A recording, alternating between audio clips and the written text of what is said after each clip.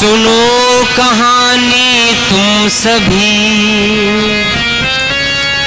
अपने कान लगाए। दाऊद पापी हो गया, बाइबल रही बताए। मेरे प्यारे भाइयों और बहनों, आज मैं आपको एक ऐसे व्यक्ति की कहानी सुनाने के लिए जा रहा हूँ जिसे परमेश्वर ने अपने मन का एक दूत कहा था, एक मन का अपने भक्त कहा था। एक ऐसा राजा जिसने शेर और भालू को पछाड़ दिया, जिसने एक ऐसे योद्धा को पछाड़ दिया जिसे पछाड़ना बहुत ही मुश्किल था, जिसका नाम था गोलियत। और ऐसी उम्र में पछाड़ा था जिस उम्र में बच्चे खेलते हैं, उस उम्र में उसने ऐसे योद्धा को पछाड़ दिया जिस योद्धा को बड़े बड़े योद्धा लोग नहीं पछाड़ पाए। लेकिन क्या आपने कभी सोचा है कि इतना महान व्यक्ति भी पाप में कैसे गिर सकता है? और ऐसा पाप किया जिस पाप के कारण उसका पूरा परिवार हिल गया, उसका पूरा परिवार बर्बादी के रास्ते पर चल पड़ा। मेरे प्रियो, एक शाम एक महल की छत पर टहलते हुए उसकी एक नजर एक स्त्री पर पड़ती है, और वो नजर धीरे धीरे इच्छा में परिवर्तित होती है, और वो इच्छा पाप में कैसे बदलती है ये आप लोग इस कहानी के माध्यम से देखने पाएंगे। मेरे प्रियो, क्या एक पल की चूक, क्या एक पल की भूल पूरे पाप में बदल सकती है? पूरी कमाई हुई जो प्रतिष्ठा होती है आपकी, पूरी कमाई हुई इज्जत, पूरी कमाई हुई आपका सम्मान, वो आपका एक कल में बर्बाद हो सकता है। मेरे प्रियो, आज इस कहानी के माध्यम से आप लोग देखने पाएंगे। और वो दाऊद जब अपने पाप को छिपाने की कोशिश करता है तो उसका परिणाम कितना भयानक होता है, बहुत ही भयानक होता है। कितना भयानक होता है आप लोग कहानी में देखेंगे। आज की कहानी केवल राजा दाऊद की नहीं बल्कि हर वो इंसान की कहानी है जो सोचता है कि वो कभी भी गिरेगा नहीं, जो सोचता है कि मैं हमेशा बुलंदियों पर ही रहूंगा, मेरी इज्जत वैसे ही बरकरार बनी रहेगी। मेरे प्रियो, आइए सुनते हैं महान राजा दाऊद के वह अध्याय जिसे सुनकर आप लोग चकाचौंध हो जाएंगे, जिसे सुनकर के मन कांप उठता है। आपके मन में एक नई सीख पैदा होती है। आप लोग इस कहानी के माध्यम से जानने पाएंगे। इस कहानी में आप लोग बने रहिएगा। बहुत ही इंटरेस्टिंग कहानी है, बहुत ही इंटरेस्टिंग स्टोरी है, बहुत ही रुचिकर कहानी है जो आपको हृदय की भावनाओं को तार तार कर देगी, आपके हृदय के तारों को छू लेगी। मेरे प्रियो, आप लोग इस कहानी में बने रहिएगा, छोड़कर मत जाइएगा। और इस कहानी को आप लोगों ने बहुत सी जगहों पर सुना होगा, बहुत से YouTube चैनलों पर देखा होगा।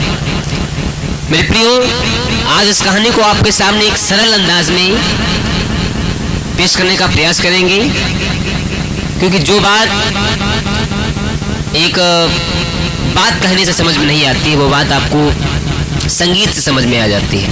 संगीत से बहुत सी चीज़ें ऐसी होती हैं जो समझ में आती हैं। और बहुत बड़े बड़े कवि हुए, बहुत बड़े बड़े विद्वान लोग हुए जिन्होंने अपनी बातों को संगीत के रूप में ढाल करके पेश किया आपके सामने।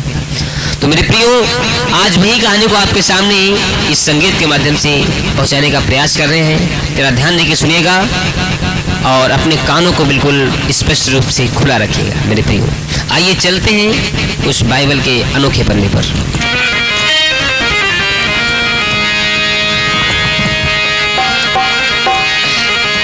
अरे शाऊल राजा मर गया, तब दाऊद बने महाराज। लड़ता था युद्ध को वो, करता था सारे वो काज। लड़ता था युद्ध को वो, करता था सारे वो काज।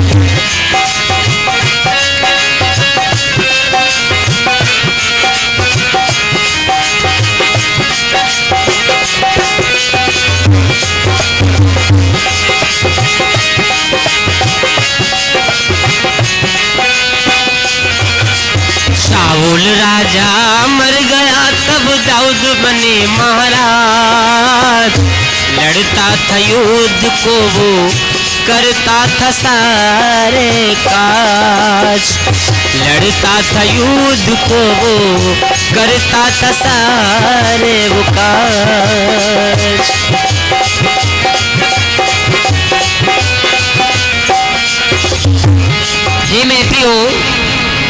बात उस समय की है जिस समय राजा शाऊल की मृत्यु हो जाती है और तब उस नगर का जो राजा होता है वो राजा दाऊद बनता है। बसंत ऋतु का समय होता है और बसंत ऋतु ऐसी ऋतु होती है जो सारी ऋतु में प्रमुख मानी जाती है। बड़ा ही सुहावना मौसम होता है और उस समय के राजा लोग जो होते थे बसंत ऋतु में युद्ध के लिए निकला करते थे। तो आज देखिए राजा दाऊद ने अपने जो महामंत्री योआब उसको भी युद्ध में भेज दिया है। सारे लोग योआब और इजराइल के सभी लोग जो है सारे सैनिक लोग युद्ध के लिए निकल पड़ते हैं और उन्होंने एक रब्बा राजधानी पर आक्रमण भी कर लिया होता है। लेकिन राजा दाऊद अब की बार कहीं नहीं जाता, वो केवल आराम फरमाता है। मेरे प्रियो, अब यहीं से इस कहानी की शुरुआत होती है। राजा दाऊद युद्ध के लिए नहीं निकलता है, वो घर में रहता है, घर में आराम फरमाता है और अपना जीवन व्यतीत करता है। हे मेरे प्रियो, एक दिन की बात है, एक शाम की बात है। क्या होता है सुनेगा। छत से देखा दाऊद ने एक औरत रही नहाई रे, पानी से वो औरत वही हाय तन की कर सफाई रे।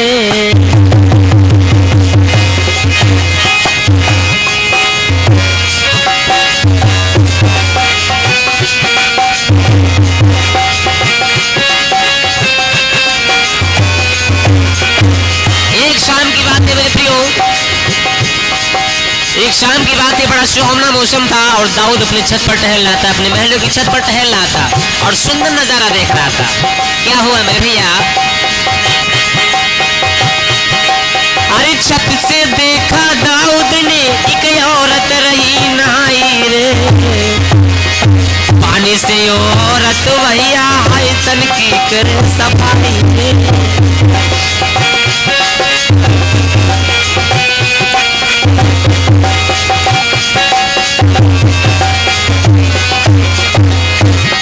महाराज दाऊद के मन में आओ विचार, रात को सोऊं इसके संग में जीवन हो खुशहाल। भैया महाराज दाऊद के भैया मेरे बुद्धि खसक गई, महाराज दाऊद के भैया मेरे बुद्धि खसक गई। अरे बुद्धि खसक गई रे भैया, बुद्धि खसक गई, महाराज दाऊद के भैया मेरे बुद्धि खसक गई।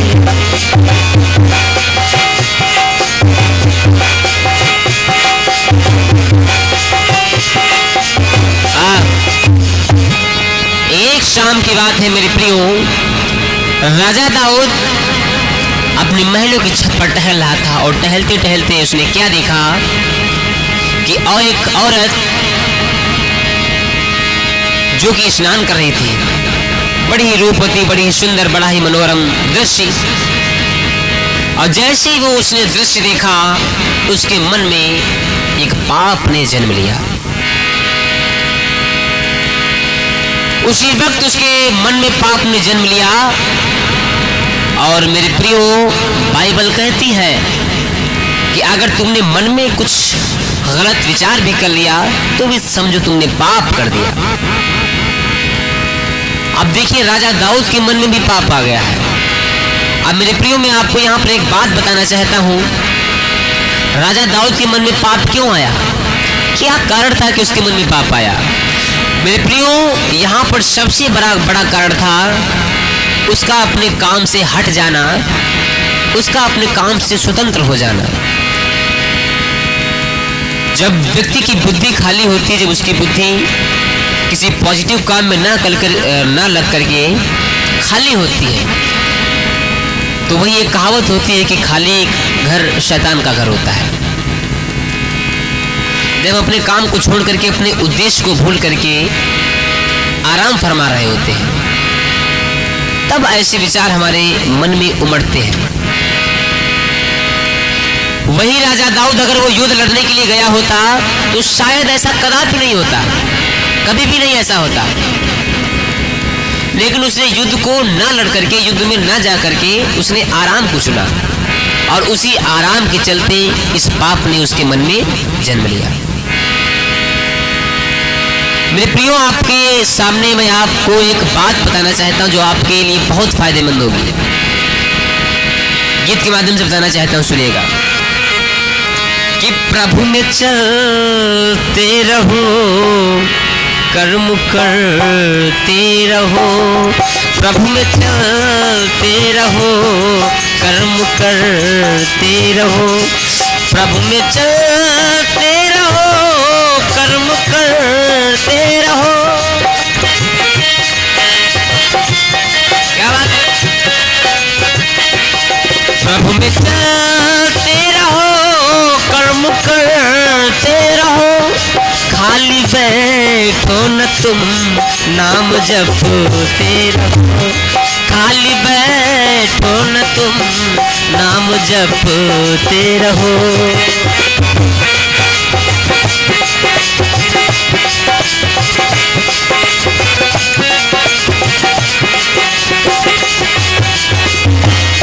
गंदी बातों विचारों के आवो ना निकट, गंदी बातों विचारों के आवो ना निकट, सदा ईश्वर से तुम विनती करते रहो, सदा ईश्वर से तुम विनती करते रहो, प्रभु में चलते रहो, कर्म करते रहो।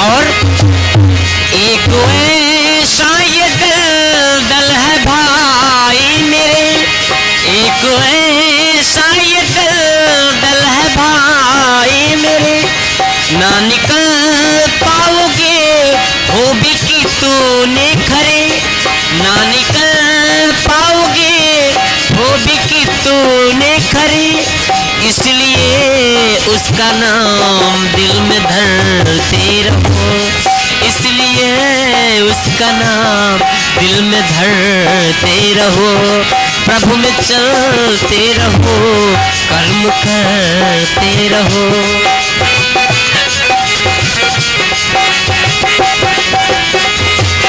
क्या बात है?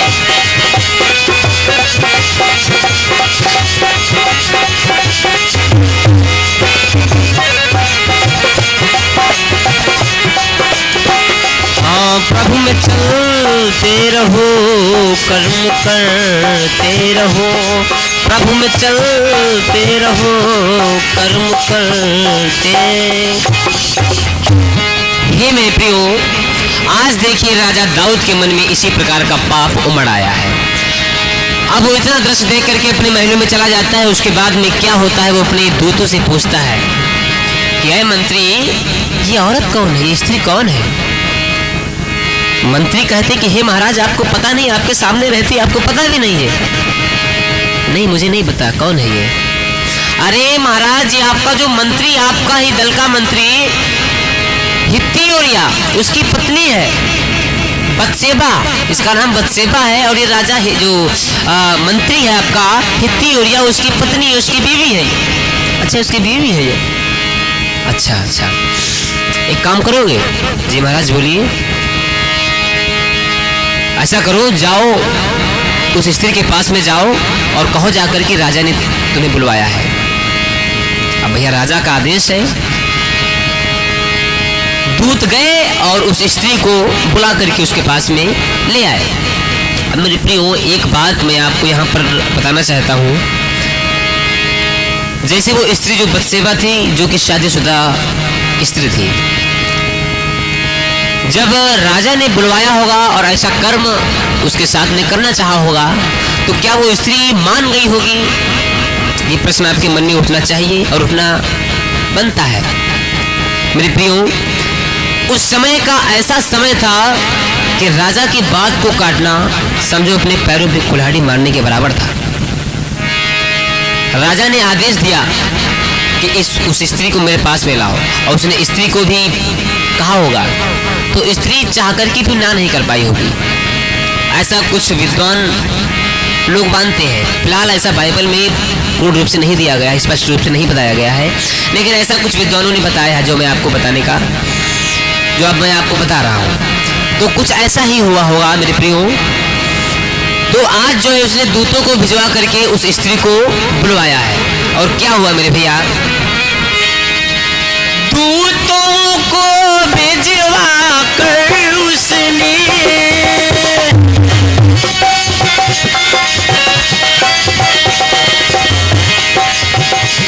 दूतों को भिजवा कर उसने उसी स्त्री को बुलवा लिया, और रात को संग सोया उसके,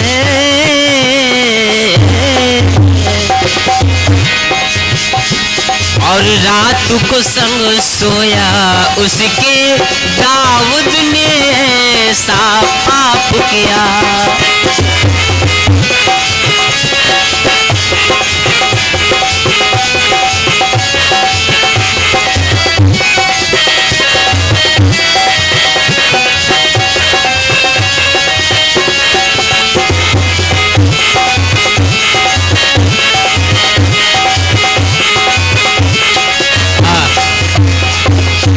आज देखिए मेरे प्रिय, दूतों को भिजवा करके राजा दाऊद ने उस बत्सेबा नामक स्त्री को अपने पास में बुला लिया और उसके साथ में सोया। अब देखिए उसके मन में इच्छा जागी, और वो इच्छा पाप में कैसे परिवर्तित हो गई उसको खुद नहीं पता चला।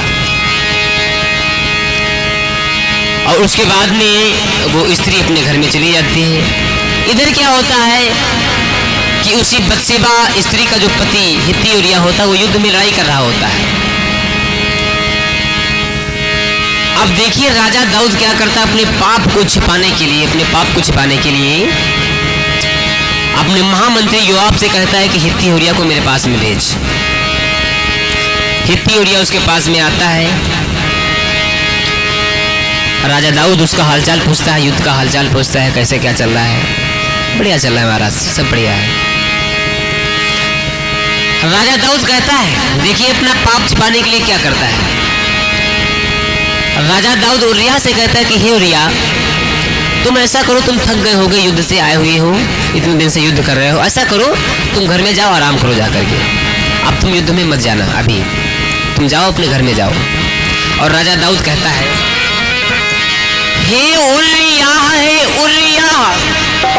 जाओ, जाकर आराम करो, अपने घर में पांवों को धो, घर का तुम छोटा काम करो।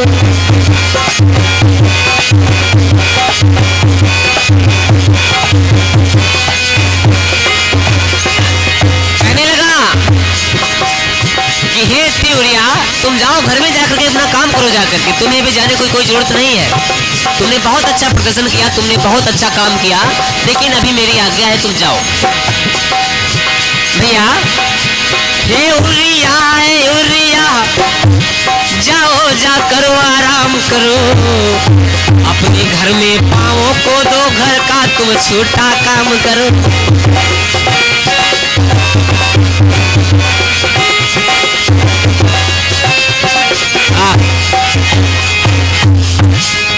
कहने लगा, जाओ तुम आराम करो, आज यहीं पर रुको और तुम घर में अपने चले जाना। और उसको जो है इनाम भी देता है, राजा दाऊद इनाम देता है उसको, अपने घर में बड़ा अच्छी तरीके से भोजन कराता है और उसको मदिरा भी पिलाता है, बहुत अच्छी तरीके से उसका स्वागत करता है। लेकिन जो हित्ती ऊरिया होता है वो बहुत अपनी बात का पक्का व्यक्ति होता है, अपने वादों का पक्का व्यक्ति होता है। वो राजा के कहने पर अपने घर नहीं जाता है, वो वहीं पर रुकता है। अगली सुबह जब राजा देखता है कि ये तो भी यहीं पर पड़ा हुआ है, अपने घर में गया ही नहीं, तो पूछता है कि क्यों, मैंने तुमको कहा था तुम घर चले जाओ, तुम गए क्यों नहीं। तो हित्ती ऊरिया कहता कि अरे महाराज आप कैसी बातें करते हो, मेरे साथी, मेरे महामंत्री, मेरे याजक सभी लोग यहाँ पर बैठे हुए हैं और आप कैसी बात कर रहे हो कि मैं अपने घर में जाकर के आराम करूं? अरे इस समय युद्ध का समय चल रहा है और युद्ध के समय में अगर मैं अपने घर में जाकर के आराम करूं तो मुझसे बड़ा कायर कौन होगा? कहने लगा, मेरे साथी सब यहाँ है, मेरे साथी सब यहाँ है, जाऊं तो जाऊं कैसे? मेरे साथी सब यहाँ है, जाऊं तो जाऊं कैसे? मेरे साथी सब यहाँ है।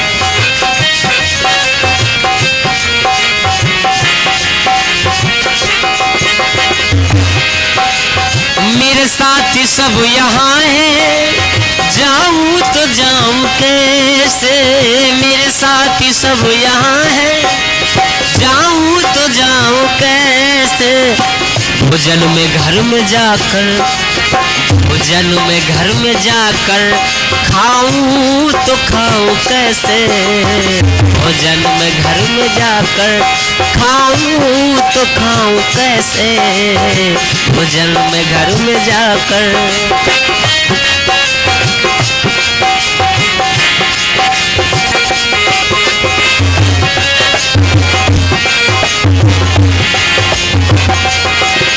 ये महाराज,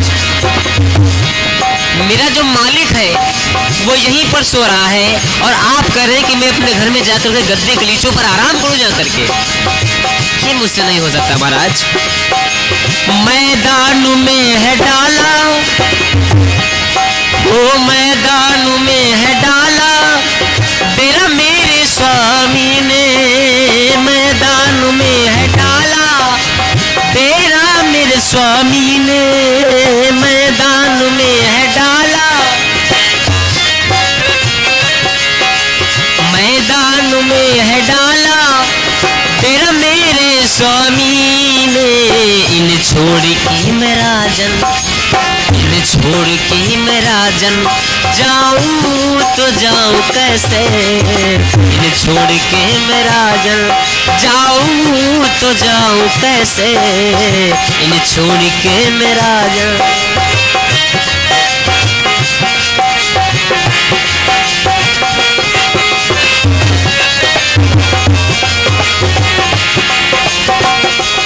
हाय मेरे साथी सब यहाँ है, जाऊं तो जाऊं कैसे?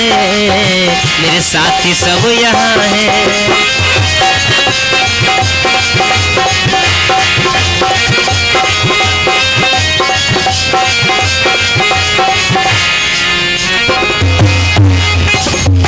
इस प्रकार हित्ती ओरिया अपने वादे से नहीं टलता है, अपने अडिगता पर अडिग रहता है।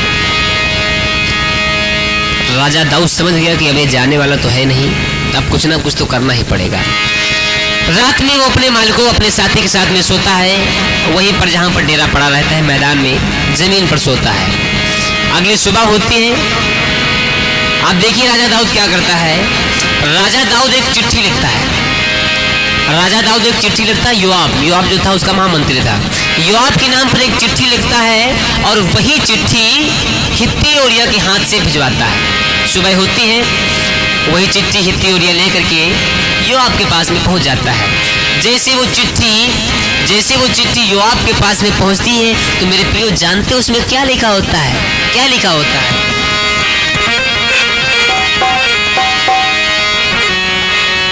अरे घन घोर युद्ध के समक्ष तुम, राजा कहता है योआब से, घन घोर युद्ध के समक्ष तुम हित्ती उरिया को रख देना। घन घोर युद्ध के समक्ष तुम, घन घोर युद्ध के समक्ष तुम हित्ती उरिया को रख देना। घन घोर युद्ध के समक्ष तुम।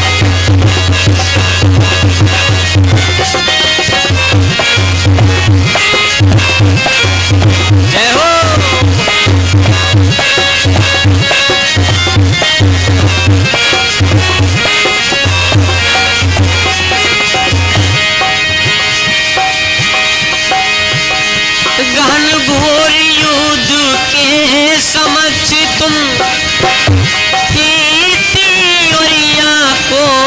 रख देना, घायल होकर वह मर जाए।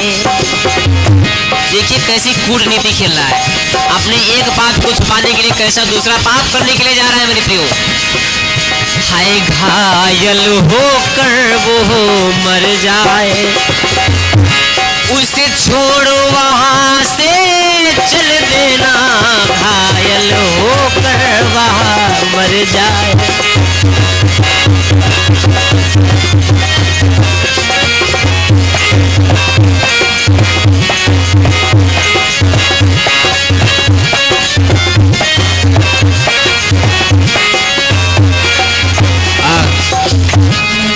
इस प्रकार है मेरे प्रियो, देखिए उस चिट्ठी में क्या लिखता है दाऊद।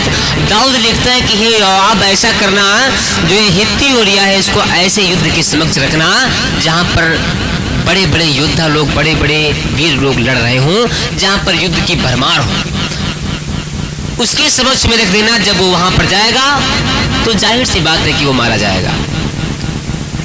देखिए कैसी कूटनीति खेलता है। योआब ने राजा का आदेश सुना, उसने उसी प्रकार से वैसा काम किया।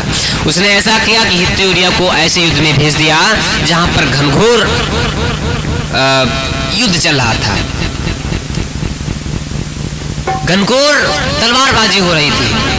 ऐसे ऐसे योद्धा थे जिनको परास्त करना बड़ी ही कठिन की बात थी, कठिनता की बात थी। और वहां पर जो है हित्ती उरिया को भेज दिया जाता है। कुछ समय के बाद में संदेशा आता है कि हित्ती उरिया वहां से खत्म हो जाता है, मर जाता है। मेरे प्रियो,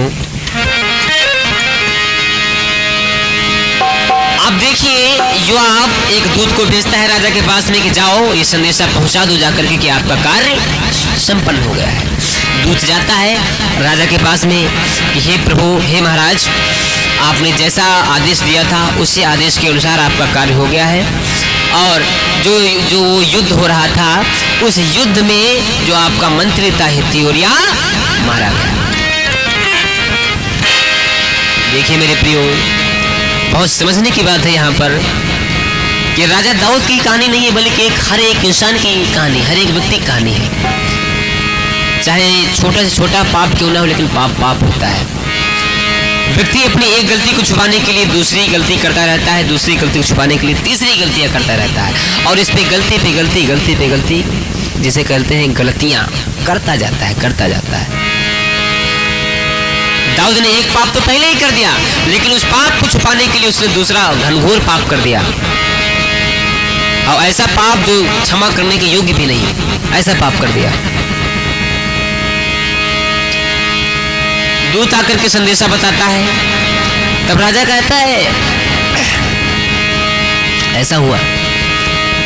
दूत कहता है कि हे महाराज, कई मंत्री हमारे मारे गए और उन लोगों ने हम पर चढ़ाई भी कर दी। तो राजा कहता है तुम भी पलट के वार करो और अपनी सेना ले जाओ और सही से युद्ध लड़ो जा करके। ऐसा कह करके दूत को भेज देता है। अब इधर मेरे प्रियो देखते हैं, एक नातान नबी होता है, भविष्यवक्ता, उसके महल में आता है, बड़ा शौक से सत्कार करता है राजा, और बड़े ही सम्मानपूर्वक उसको बिठाता है। तब नातान जो नबी होता है वो एक कहानी सुनाता है राजा को। राजा से कहता है कि हे महाराज, आपको मैं कहानी सुनाना चाहता हूँ। राजा कहता है जी सुनाइए, क्या कहानी सुनाना चाहते हैं आप। तब देखिए नातान नबी जो होता है राजा दाऊद को क्या कहानी सुनाता है, सुनिएगा।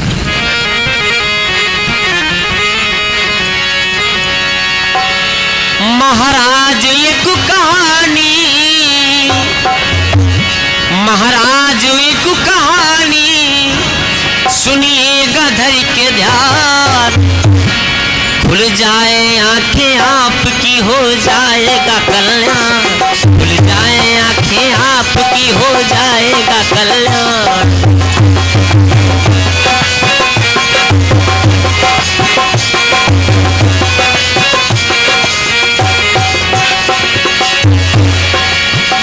हे महाराज सुनिएगा कहानी, बहुत ही खूबसूरत कहानी है, आप सुनिएगा। बताता है, एक नगर में दो मानवों के थे बने मकान। महाराज जी सुनाइए। एक नगर में दो मानवों के थे बने मकान, उनमें से एक निर्धन और एक था धनवान, उनमें से एक निर्धन और एक था धनवान।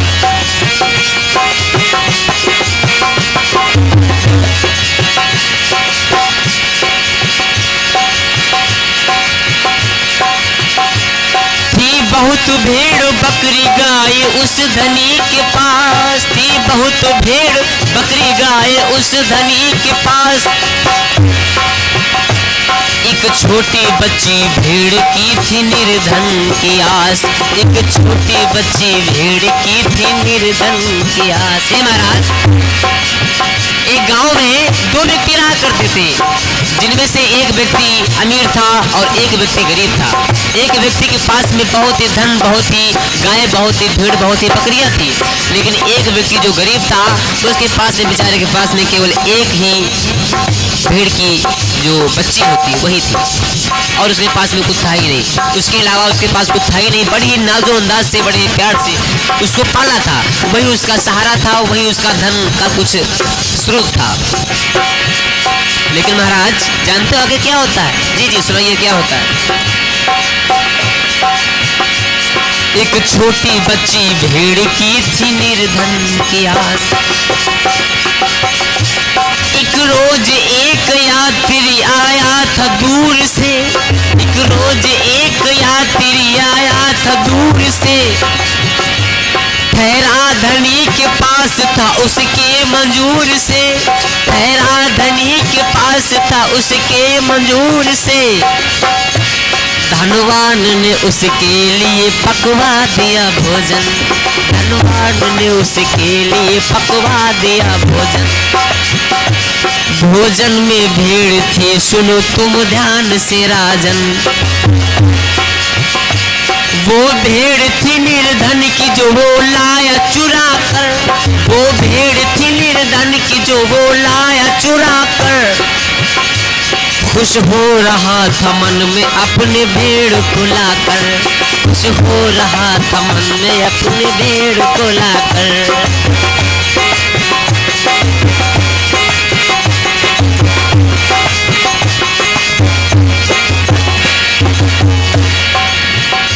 जानते हो महाराज, उस धनी व्यक्ति के पास में एक यात्री आया और उस यात्री को उसने ठहरने की अपने घर में जगह दी, लेकिन वो इतना कंजूस था, इतना कंजूस था, इतना निर्दयी व्यक्ति था कि उसने अपने हिस्से का उसको कुछ भी नहीं खिलाया। उसने क्या किया, जो गरीब व्यक्ति की जो भेड़ थी उसको चुरा करके उसका भोजन पकवा दिया और उसी पके हुए भोजन से उसकी आत्मा को तृप्त किया। जबकि उसके पास में इतना धन था, इतनी भीड़ें थी, इतनी गाय थी, सब कुछ था उसके पास में, लेकिन फिर भी उसने ऐसा किया। सुन रहे हो राजन? जी जी सुन रहे हैं। खुश हो रहा था मन में अपने भेड़ को लाकर, खुश हो रहा था मन में अपने भेड़ को लाकर। होकर धनी वो कितना, होकर धनी वो कितना निर्दयी था धनवान। खुल जाए आंखें आपकी हो जाएगा कल्याण, खुल जाए आंखें आपकी हो जाएगा कल्याण।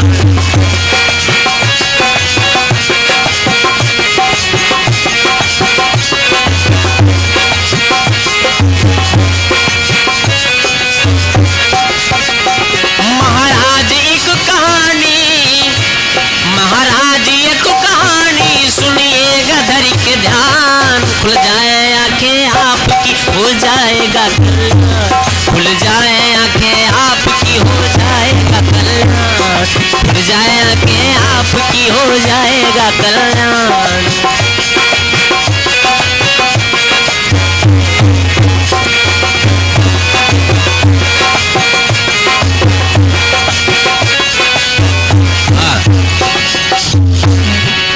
जैसे ही नातान नबी ने वो संदेश सुनाया और उस संदेश के बाद में, ये कहानी के बाद में, उस नातान नबी ने कहा कि हे राजन, वो मनुष्य, वो धनी मनुष्य कोई और नहीं बल्कि आप ही है। परमेश्वर ने आपको इतना धन दिया, आपको राजा बना दिया, आपको इतनी खूबसूरत और सुंदर पत्नी दी, हर वो भोग की वस्तुएं दी जो आपको इस पृथ्वी पर चाहिए, लेकिन आपने क्या किया? आपने अपने व्यक्ति के साथ विश्वासघात किया, और ऐसा विश्वासघात तो क्षमा करने के योग्य भी नहीं है। परमेश्वर का कोप आप पर बहुत बड़ा है। राजा दाऊद, आप सुन रहे हैं मेरी बात? वो इज़राइल का परमेश्वर जिसने आपको एक ऐसे आसन पे बिठा दिया जिस आसन पे आकर के आप कुछ भी कर सकते हैं, लेकिन आपने कुछ भी का मतलब आपने कुछ भी समझ लिया, और आपने उस कुछ भी का मतलब ही अलग निकाल दिया, और आपने कुछ भी का नाजायज फायदा उठा लिया आपने। जैसे ये बात राजा दाऊद अपने कानों से सुनता है, उसके रोंगटे खड़े हो जाते हैं, उसके कान लाल हो जाते हैं, उसकी आंखें शर्म से झुक जाती हैं। उसके मन में आता है कि मैंने कर क्या दिया। अब उसको समझ में आ रहा है कि मैंने क्या कर दिया, मुझसे कैसा घिनौना पाप हो गया। अब वो परमेश्वर से नजर भिड़ाने में बहुत ही संकोच कर रहा है कि मैं परमेश्वर के सामने जाऊंगा तो जाऊंगा कैसे, कैसे उसके सामने अपनी नजरों को मिला पाऊंगा।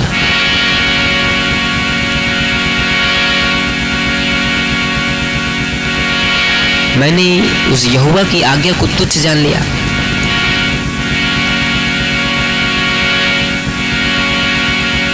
राजा दाऊद कहता है कि अब मेरा क्या होगा।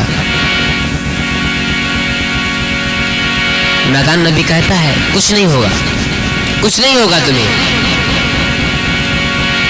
तुम परमेश्वर से क्षमा मांगोगी, उस ईश्वर से क्षमा मांगोगी, माफी मांगोगी, वो तुम्हें माफ करेगा, लेकिन तुम्हारा पाप इतना बड़ा है, तुम्हारा कर्म इतना घिनौना है कि उसका कुछ ना कुछ तो दंड तुम्हें मिलेगा ही मिलेगा। इसलिए हे राजन, जो तुमने हित्ती उरिया की पत्नी को अपनी पत्नी बना लिया, उसके मरने के बाद में अपनी पत्नी बना लिया, और जो भी इससे संतान होगी वो संतान बचने नहीं पाएगी, उसकी मृत्यु होगी तो होगी ही। परमेश्वर ने तुम्हारे पाप को तो क्षमा कर दिया है, क्षमा कर देगा, लेकिन तुम्हारे इस कर्म का दंड तो अवश्य देगा, वो तुम्हें भुगतना पड़ेगा। और इतना कह करके वो नबी वहां से चला जाता है। बाद में वो बत्शेबा गर्भवती होती है और उसके एक पुत्र जन्म लेता है, और उस पुत्र की बड़ी रखवाली करता है वो दाऊद। लेकिन अब वो तो सांप था, तो सांप तो जाएगा ही नहीं, क्योंकि धनुष से निकला हुआ तीर कभी वापस नहीं आता। राजा दाऊद अपने बेटे की रखवाली के लिए बहुत ही प्रार्थना करता है, टाट ओढ़ करके प्रार्थना करता है, उपवास करता है, कुछ भी खाता पीता नहीं है। उसका बेटा धीरे धीरे बीमार पड़ने लगता है, खूब बीमार पड़ जाता है, और उसकी सलामती के लिए वो राजा दाऊद प्रार्थना करता है, परमेश्वर से दुआ करता है, विलाप करता है, क्षमा मांगता है परमेश्वर से कि हो सकता है परमेश्वर रहम खा जाए। वो रहम खाने वाला परमेश्वर है। लेकिन कुछ दिनों के बाद में क्या होता है कि उसका बेटा उसी शाप के अनुसार मर जाता है, और उसके बाद में विलाप करता है, और उसके बाद में भोजन करता है। जब तक उसका बेटा बीमार रहा उसने कभी भोजन ही नहीं किया। मेरे प्रियो, ये पाप एक ऐसी चीज है जो आपको कहां से कहां उतार कर ला देगी, आपको खुद पता नहीं चलेगा। ऐसे अंधे बन जाएंगे आप, उस अंधेरे में आपको एक कोई रोशनी दिखाने वाला भी अगर आएगा तो इतनी जल्दी आपको दिखेगा भी नहीं कुछ। इतना बड़ा पाप होता है ये। राजा दाऊद पश्चाताप में गाता है और कहता है, जानते हो क्या कहता है?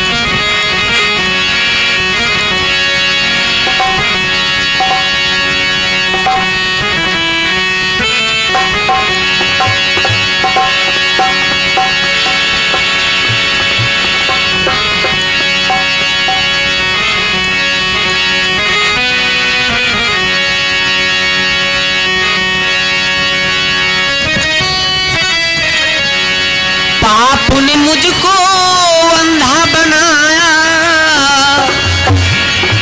पाप ने मुझको अंधा बनाया, अरे हो गया मैं लाचार, कर बैठा वे विचार रे भैया, कर बैठा वे विचार, कर बैठा वे विचार रे भैया, कर बैठा वे विचार।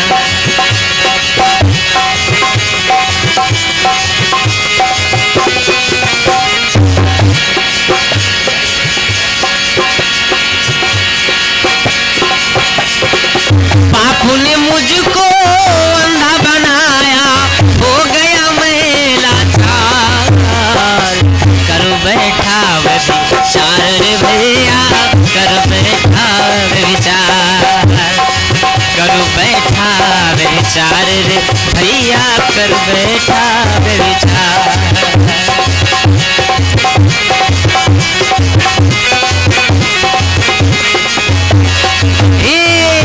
कर बैठा वे विचार रे भैया, कर बैठा वे विचार, कर बैठा वे विचार रे भैया, कर बैठा। इस प्रकार हे मेरे प्रियो पश्चाताप करता है। और हे मेरे प्रियो, इस कहानी का अंत यहीं पर समाप्त होता है। इस कहानी से हमें यही सीख मिलती है कि पाप का जो अंत होता है बहुत ही बुरा होता है। भले ही आपके पाप क्षमा क्यों ना हो जाए, लेकिन उसका दंड तो आपको भुगतना ही पड़ेगा, क्योंकि जो विधि का विधान है वो कभी मिट नहीं सकता, वो कभी टल नहीं सकता। जब राजा दाऊद जैसा व्यक्ति जो इतना महान था, इतना बड़ा परमेश्वर का दास था, जब वो ऐसे पाप में गिर सकता है, तो हम लोग कौन से खेत के मूली हैं। तो हे मेरे प्रियो, ऐसे पाप से आप लोग जरूर बच करके, खासकर नौजवान भाई मेरे, नौजवान बहनें हमारी, इस पाप से जरूर बच करके रहें, क्योंकि ये ऐसा पाप है जिस दलदल में अगर आप घुस गए तो घुसते ही चले जाएंगे, आपको निकलने का कोई रास्ता ही नहीं बचेगा। राजा दाऊद के इस अध्याय से हमें यही सीखने को मिलता है। बाइबल का पन्ना आज हमें चीख चीख करके पुकार रहा है कि मेरे बच्चों, मेरे बच्चियों, संभल जाओ, सुधर जाओ, यही वक्त है, फिर आगे आपको वक्त नहीं मिलेगा। वक्त रहते संभल जाओ, क्योंकि जिसने वक्त को नहीं समझा फिर वक्त उसको समझा देता है। इसलिए हे मेरे प्रियो, वक्त की कीमत को समझो और अपने वक्त की कदर करना सीखो, और अपने आप को हो सके, जितना हो सके उतना भरा रखो। पॉजिटिव चीज़ों से, कामों में अपने आप को लिप्त रखो। एक ऐसी दिशा अपने आप को दे दो जहाँ से कोई भी चीज़ आपको भर ना पाए, कोई भी चीज़ आपके पास में आने ना पाए। अपने आप को भर दो, उस खाली जगह को भर दो अच्छी बातों से, अच्छे ज्ञान से। इस दिमाग को वहाँ पर लगा दो, बुरी बातें आपके दिमाग में आना ही बंद हो जाएगी। इसलिए हे मेरे प्रियो, इस वक्त को समझो और वक्त की कदर करना सीखो। 2 शब्द कहना चाहूँगा, उसके बाद में इस वीडियो का विराम होगा। इसी वक्त के बारे में आपके सामने पेश करना चाहूँगा कि वक्त थोड़ा है, काम काफी है।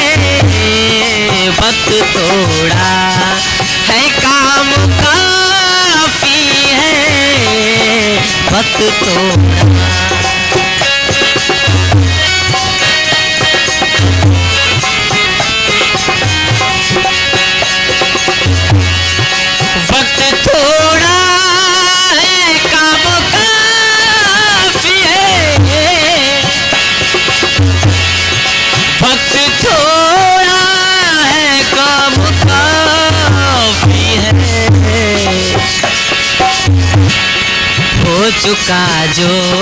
हो चुका जो वो आराम काफी है। हो चुका जो आराम काफी है। हो चुका जो आराम